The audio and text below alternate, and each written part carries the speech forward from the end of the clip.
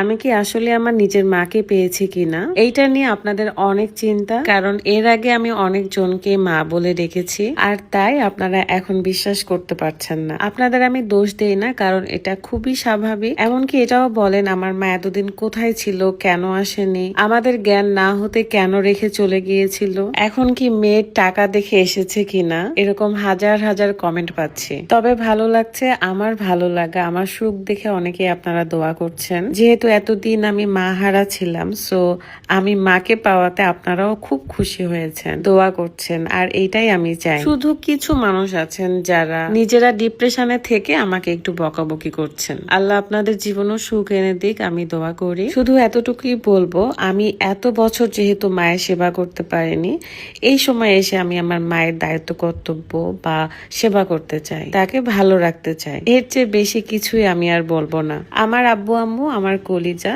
So কলিজায় যেন আঘাত না লাগে সেটাই খেয়াল রাখবো। আচ্ছা, বাইরে অনেক গরম, সো আপনাদেরকে একটু দেখা